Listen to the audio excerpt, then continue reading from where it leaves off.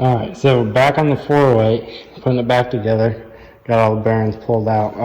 Making sure we're getting oil through the cam. Passenger side wasn't getting passenger side head wasn't getting oil before, so now I got the cam in. It's getting oil to that side out of that galley. Not galley, but port, whatever you want to call it. So right there, it's getting oil through there. Yeah, so that's where we're at. Put the crank back in. I got my other rings. The cylinder wall is looks pretty rough. It took all the cross hatching out of there just from where that ring was bent a little bit. That little piece stuck out and just tore that whole cylinder wall up. So there's that. I gotta put it all back together, obviously. Get it in the car. Hope everything goes smoothly. What do you think, Damien? Exactly. That's the man right here. He's got it all figured out for me. All right, cutting this back lip out of the Volare just so the oil pan sits in there better. I'm gonna clean it up some more and then weld it just so no water and stuff gets in there. That's a wrap. Got oil pressure on both sides, both heads, you know. So before I tore it apart in that oil ring. But this is where we're at now. Just make it a little easier for it to pop in.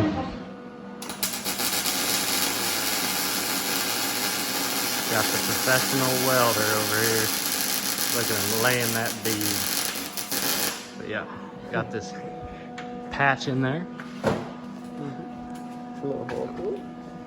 Yeah, but that'll be alright. Then we'll just clean it up once we get her welded and pound it in as we go.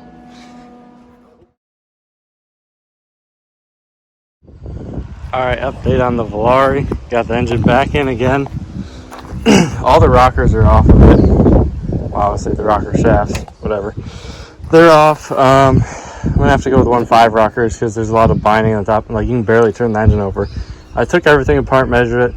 Like, when I worked at the machine shop, my boss helped me through it. So someone who actually knew what they were doing and stuff. It's still all messed up. Got other stuff to do in the garage. So, I mean, all the major stuff is in here.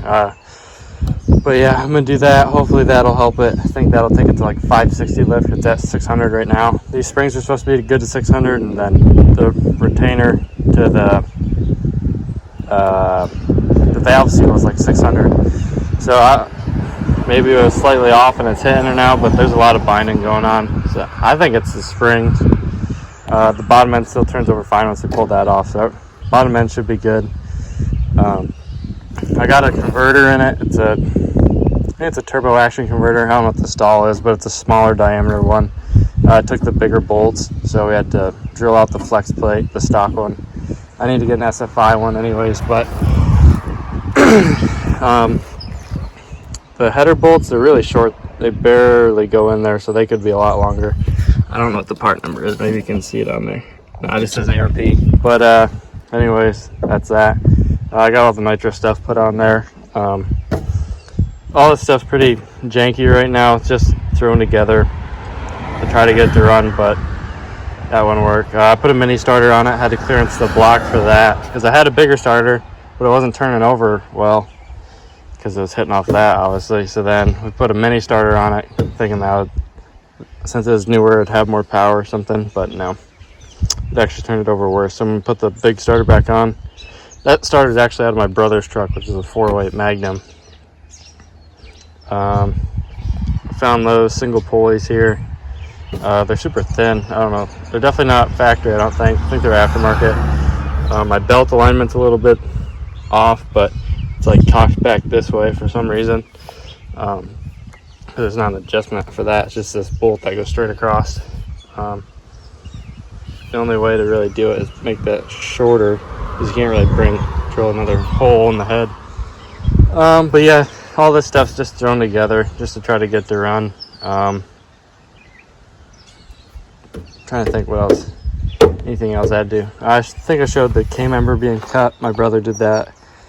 Like the coils just thrown in there. We had spark for did it. I need to get some ends for that, for the ballast resistor, because the wires are just thrown into there.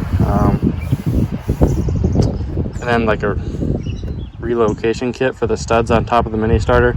Make this kit that like brings it out to the side more so the wires are away from the headers more.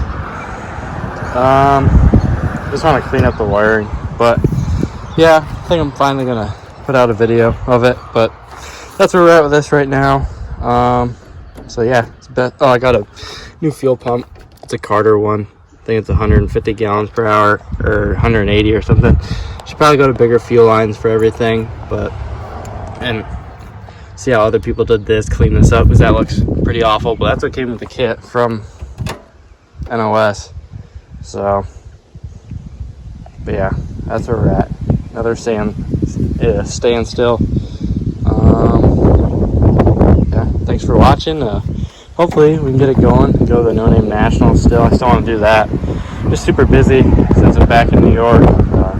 There's always something to do here because we dirt track race too. So that takes up most of our time. It's kind of on the back burner.